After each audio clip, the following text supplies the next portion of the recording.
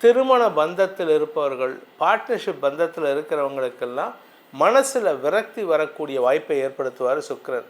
அவங்க பண்ணுற தப்பு உங்களுக்கு சொல்ல முடியாது, அது தப்புன்னு அவங்களுக்கு தெரியும், ஆனால் திருத்திக்க மாட்டாங்க. அதை நீங்கள் திருத்தணும்னு நினச்சிங்கன்னா உங்களுக்கு கெட்ட பெயர் ஏற்படுறதுக்கு வாய்ப்பு இருக்குது. இதில் 7ஆம் இடத்துக்கு சுக்கிரன் வர்றாரு, யாராவது வந்து கெடுதல் பண்ண வருவாங்களான்னு கேட்டால் ஆக்சுவலாக இல்லை. ஏன் அப்படின்னு கேட்டால், உங்களுடைய 7ஆம் வீட்டு அதிபதி 8ல் புதனோடு சேர்ந்து இருக்கிறனால உங்கள் அறிவுத்திறமை, அறிவு வார்த்தைகளை கொண்டு எதிரிகளை வெல்லக்கூடிய ஆற்றல் ஏற்படும். சுக்கிர பயிற்சியினால் இந்த கும்பராசிக்கு சில பாதிப்புகள் இருக்கும். யாரை நம்புறது, யாரை நம்பக்கூடாதுன்னு தெரியாது. ஓம் ஸ்ரீ குருப்யோ நமஹ. ஹரி ஓம். ஜெய் புவனேஸ்வரி. அனைத்து டிவோட்டி நேஷன் நேயர்களுக்கும் உங்கள் வேத ஜோதிடர் பிரகாஷ் நரசிம்மனின் அன்பான வணக்கங்கள். சுக்கிர பயிற்சி பலன்கள்.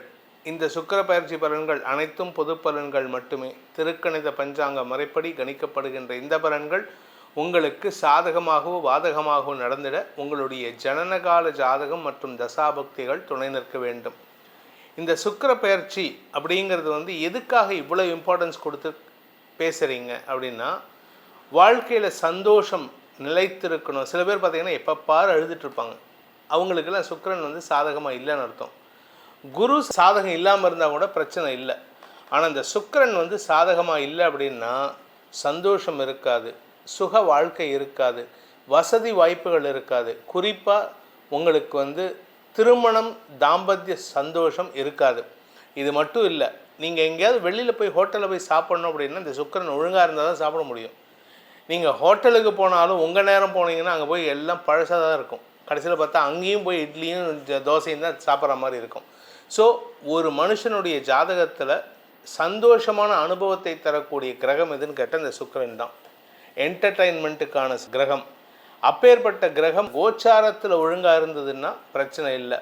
கோச்சாரத்துலேயும் குழப்பத்தை ஏற்படுத்தக்கூடிய வகையில் இருந்ததுன்னா உங்களுக்கு தடுமாற்றங்கள் ஏற்படும். அதனால தான் அதுக்கு உண்டான பரிகாரத்தோடு சொல்கிறதுக்கு தான் நம்ம வந்து இந்த சுக்கிர பயிற்சியை போட்டுட்ருக்கோம். உடனே எல்லோரும் வியூஸ்க்காக போடுறாங்க அப்படின்ட்டு.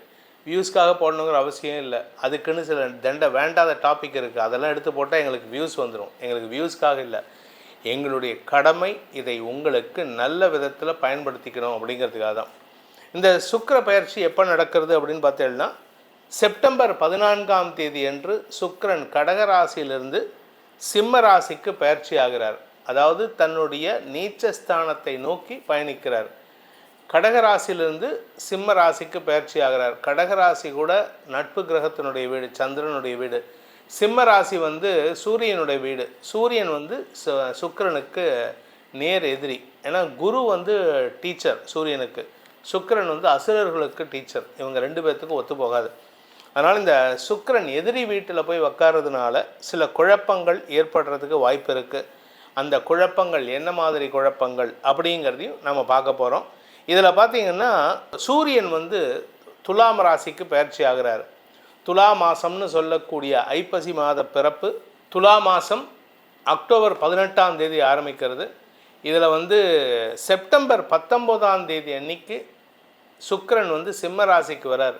அந்த சிம்ம ராசி அதிபதியான சூரியன் வந்து கன்னி ராசியில் புதனோடு சேர்ந்துருக்கார். இதில் வந்து புதன் தன்னுடைய உச்சஸ்தானத்தில் இருக்கார். இந்த அமைப்பின் மூலமாக உங்களுக்கு என்ன பலன் கிடைக்க போகிறது அப்படிங்கிறத தெரிஞ்சுக்கிறதுக்காக தான் இந்த எபிசோட். இந்த சுக்கிர பயிற்சிங்கிறது வந்து செப்டம்பர் 14ஆம் தேதி முதல் அக்டோபர் 9ஆம் தேதி வரை சிம்ம ராசியில் சஞ்சரிக்கின்ற காலத்தில் சுக்கிரன் தரக்கூடிய நற்பலன்கள், சங்கடமான பலன்கள் என்ன அப்படிங்கிறத பற்றி தெரிஞ்சுக்கிறதுக்காக தான் இந்த எபிசோட்.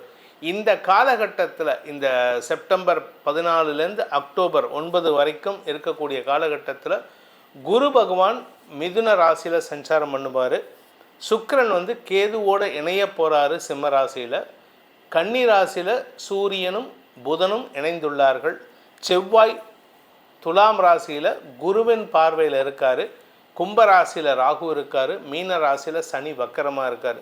நவம்பர் 28ஆம் தேதி வரைக்கும் சனி வக்கரமாக இருக்கிறதுனால சில மாற்றங்கள் உங்களுக்கு நன்மைகளை ஏற்படுத்தும். அது என்னங்கிறத இப்போ பார்க்க போகிறோம்.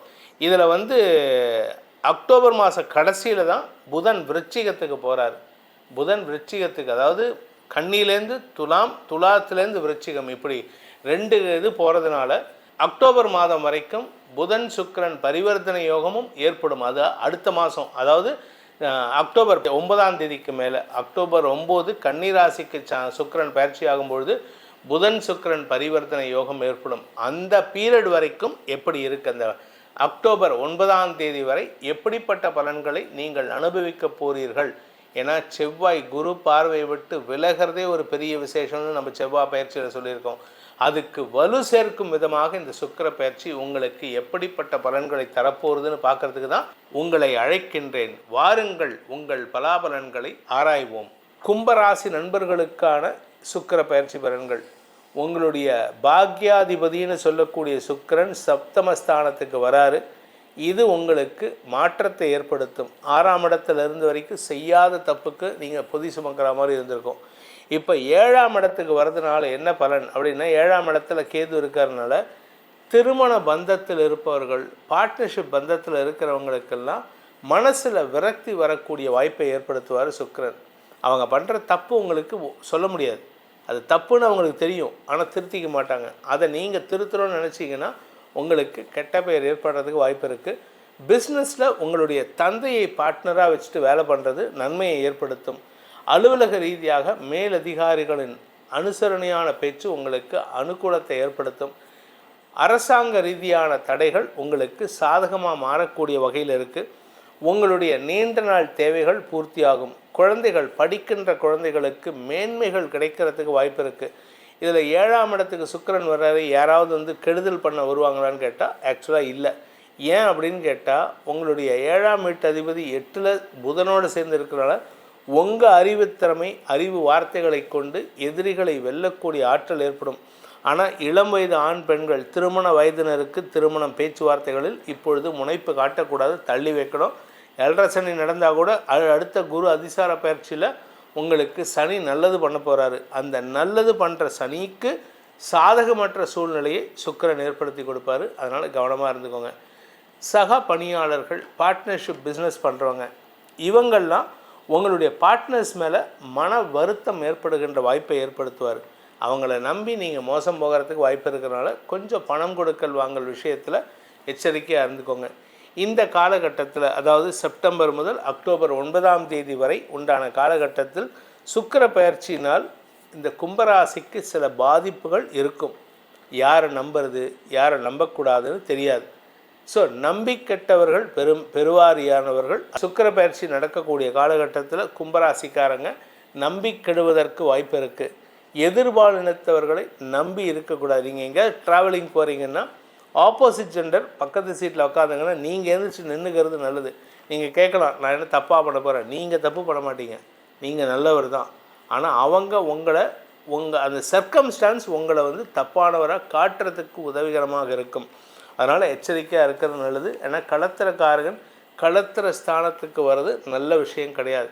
இதுக்கு பரிகாரம் என்ன அப்படின்னு கேட்டால், துர்க்கை வழிபாடு மட்டுமே. நீங்கள் யாராவது முடிஞ்சவங்க காஞ்சிபுரத்தில் இருக்கிற காமாட்சி அம்மனை தரிசித்து வாருங்கள். அதாவது சுக்கிரன் இருக்கக்கூடிய கோயில்களுக்கு சென்று வழிபடுவது.